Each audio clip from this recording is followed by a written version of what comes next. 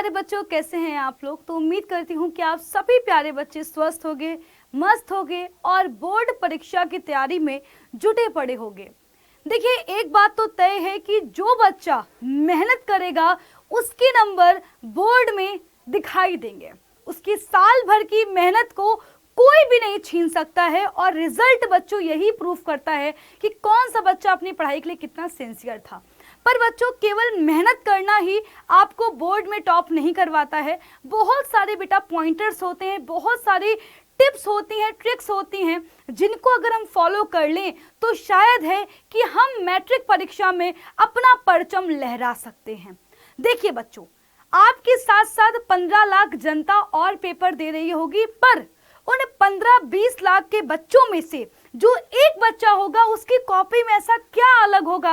आइए बच्चों, आज इसी बारे में बात करते हैं कि आखिरकार हमें अपनी कॉपी को किस तरह से एग्जामिनर के सामने पेश करना है कि वो फुल में से फुल मार्क्स दे, हमारा कहीं से भी एक नंबर भी ना कटे। तो आइए बच्चों, शुरुआत करते हैं एक सबसे ज्यादा इंपॉर्टेंट मुद्दे की, जो इस समय आपके लिए जानना बहुत ज्यादा जरूरी है कि भाई बोर्ड में आखिरकार हमें कॉपी लिखनी कैसे है ताकि हमारा एक नंबर भी ना कटे। हमें पेपर को पढ़ना कैसे है, अटेम्प्ट कैसे करना है, कॉपी कैसे लिखनी है, पेन कौन सा यूज करना है, कहाँ पर डायग्राम बनाना है, कहाँ पर फ्लो चार्ट बनाना है, क्या हम करें और टाइम कैसे बचे, इन सारी चीजों के बारे में आइए इस सेशन में बात करते हैं। तो उम्मीद करते हैं कि आप सभी प्यारे बच्चे एक एक बताई गई बात को फॉलो करेंगे।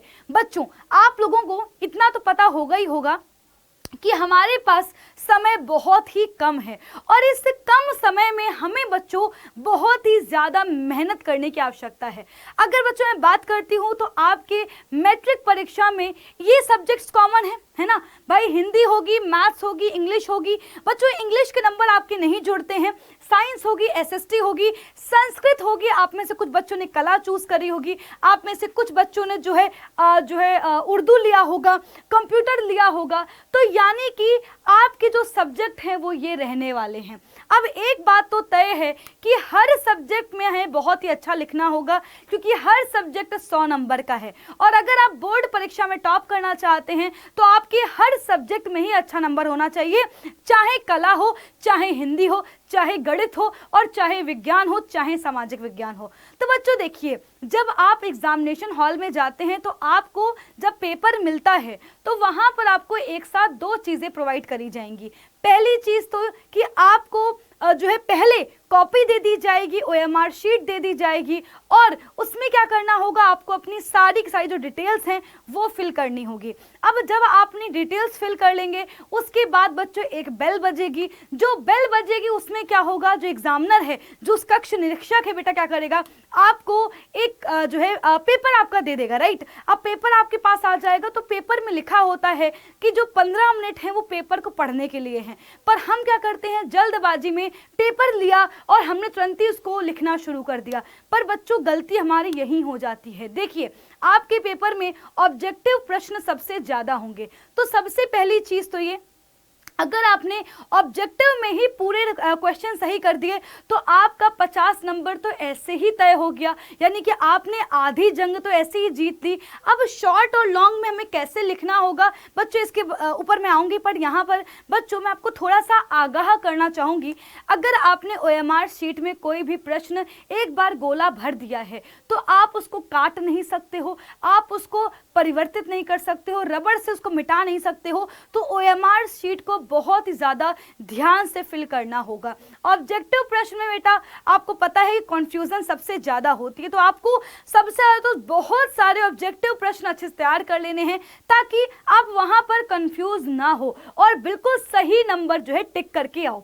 बच्चों अब जब आपने ऑब्जेक्टिव प्रश्न कर लिया तो अब ध्यान सुनिए, इन 15 मिनट में जब आपको पेपर पढ़ने के लिए दिया गया है तो ऑब्जेक्टिव प्रश्नों के साथ साथ लघु उत्तरीय और बच्चों दीर्घ उत्तरीय प्रश्नों को जरूर देखिए और वहां पर देखो कि आप कौन सा आंसर लिखने में सबसे ज्यादा माहिर हो, कौन सा प्रश्न आपको सबसे ज्यादा आता है। बेटा इसके बाद हम क्या करेंगे, कॉपी में आंसर लिखना शुरू करेंगे। अब देखिए, जो टॉपर होता है बेटा उसकी कॉपी में कौन कौन सी चीजें अलग होती हैं।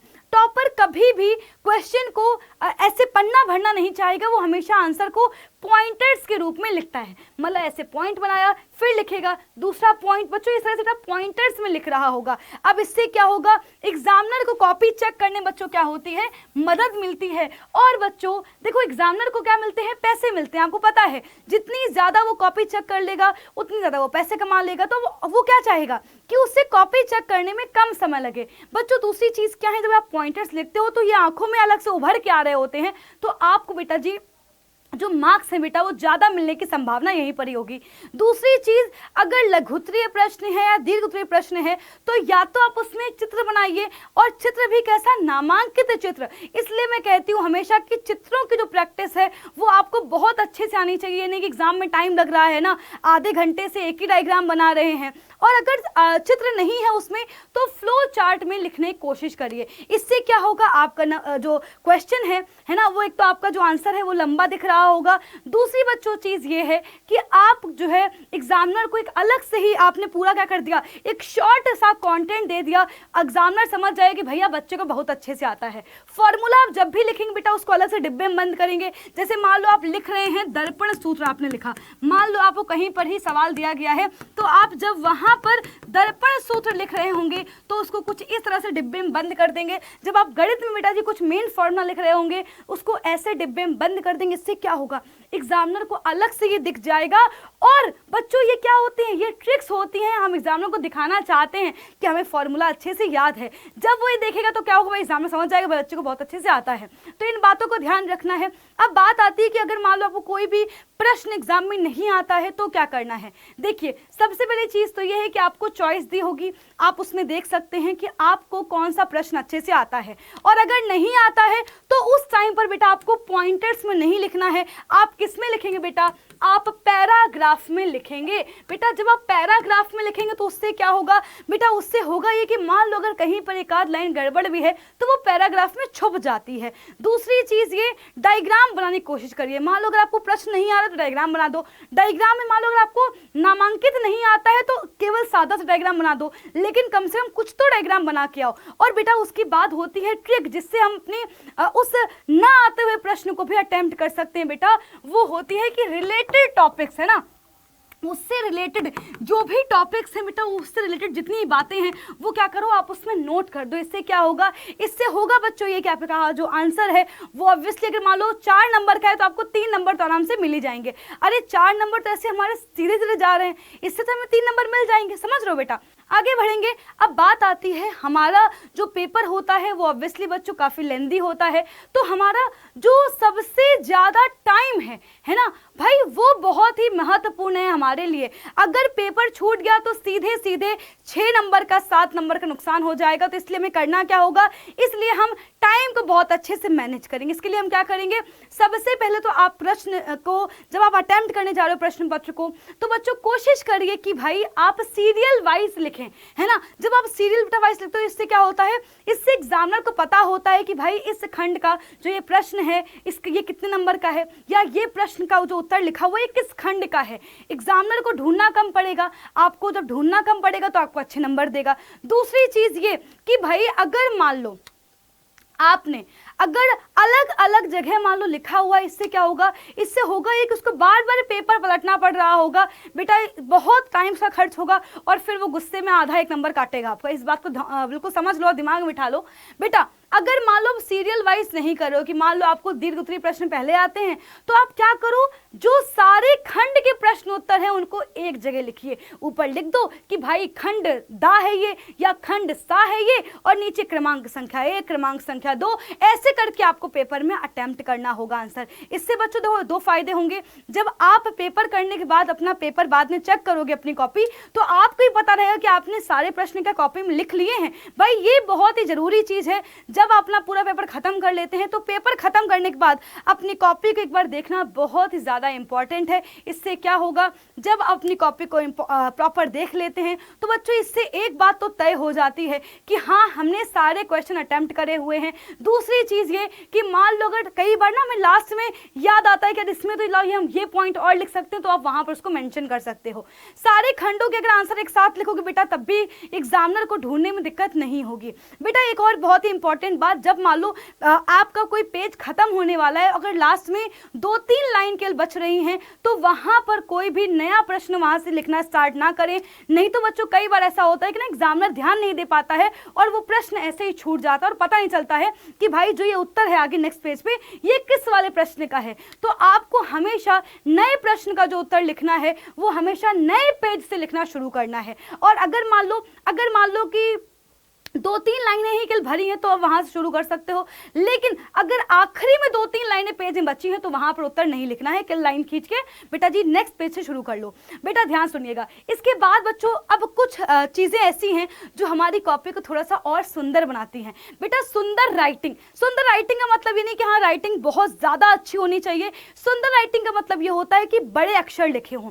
देखो बड़े अक्षर लिखोगे बेटा, अगर उनके बीच में अगर आप जगह दोगे तो देखो 2 चीजें होंगी, एक तो साफ साफ दिखाई दे रहा होगा, दूसरी चीज बेटा ये कि जब आप थोड़ा सा स्पेस देके लिखते हो, बड़े अक्षर में लिखते हो, तो हमारे पेजेस भी जल्दी भरते हैं ना। तो बेटा आपको सुंदर राइटिंग लिखनी है, कटिंग नहीं करनी है। मान लो कहीं पे गलत हो गया तो बेटा आप सीधे वहां पे ऐसे लाइन खींच दो, है ना, वहां पर ऐसे काटा कूटी नहीं करनी है। दूसरी बच्चों चीज ये, मान लो अगर पूरा पेज का ही आंसर गलत हो गया तो आप बेटा सीधे ऐसे उसमें ऐसे बेटा क्रॉस कर दो, लिख दो वहां पर कि ये उत्तर क्या है, गलत है ना। आपको इसमें बिल्कुल भी शर्माने की जरूरत नहीं है, आप ऐसे बेटा करके लिख सकते हो। बच्चों लास्ट में आपको बेटा जो 2 बातें हैं वो आपको हर बार हर पेपर में करनी है। पहली चीज तो ये कि आपको स्केल से आउटलाइन करना है, यानी कि हर प्रश्न का उत्तर लिखने के बाद स्केल से लाइन खींचनी है। मान लो कहीं पर हेडिंग लिखी हुई है, उसके नीचे लाइन खींचनी है। इससे क्या होता है, हमारा जो कॉपी होता है वो और ज्यादा सुंदर दिख रहा होता है। दूसरी बच्चों चीज क्या होती है कि जब आप जो है, देखो मैं ये काम हमेशा आखिरी में करती थी, इससे क्या होता था, 2 चीजें होती थी कि एक तो आपकी आउटलाइनिंग हो जाएगी, कॉपी सुंदर दिख रही है, और लाइन खींचते वक्त ही क्या हो जाएगा, मैं चेक कर लेती थी कि यार क्या मैंने कोई प्रश्न गलती से छोड़ तो नहीं दिया है, सारे प्रश्नों के उत्तर लिख तो लिए हैं, इसमें मैंने इतने पेज का लिखा है, इसमें इतने पेज का लिखा है। बच्चों ये बहुत ज्यादा जरूरी बात है। दूसरी चीज ये बच्चों कि कभी भी शुरू जब पेपर आप करना शुरू कर रहे हो तब से तुरंत आउटलाइनिंग नहीं करना है बेटा, गड़बड़ हो जाएगी, क्योंकि इसमें बहुत ज्यादा टाइम खर्च होता है। तो आपको आखिरी में इस काम के लिए 10 मिनट बचा के चलने हैं। घड़ी बांध के जरूर जाइए ताकि आप प्रॉपर देख पाओ कि भाई आपका कितना समय बच रहा है, कितना समय और बचा हुआ है।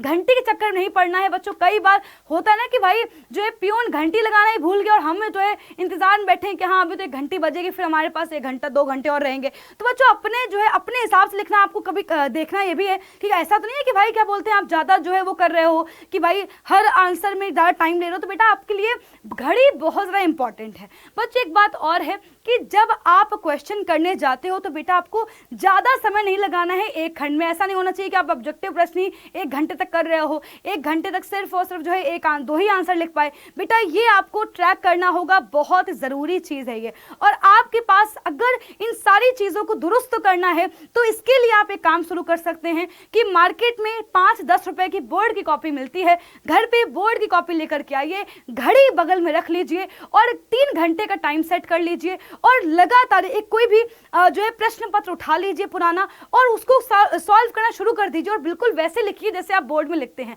और तो आपको पता चल जाएगा कि क्या आप पूरा 3 घंटे में वैसा पेपर लिख पा रहे हैं जैसा आप बोर्ड में लिखना चाहते हैं। इससे क्या होगा बेटा, आपकी अच्छी रिहर्सल हो जाएगी, अच्छी प्रैक्टिस हो जाएगी। तो उम्मीद करते हैं बच्चों आज का जो सेशन है वो आपके लिए बहुत जरूरी रहा होगा। सारे बेटा पॉइंटर्स आपको समझ में आ गए होंगे। एंड बच्चों अब मैं आपसे मिलूंगी अपनी अगली क्लास में। आपको बताना है कमेंट करके कि आज का सेशन कैसा लगा है और आप और किन किन बातों से परेशान हैं, आपको और किस टॉपिक पर वीडियो चाहिए, कमेंट करना ना भूलिएगा। मैं आपसे मिलूंगी अपनी अगली क्लास में, तब तक के लिए बाय बाय, टेक केयर, ख्याल रखिए अपना, bye bye and take care.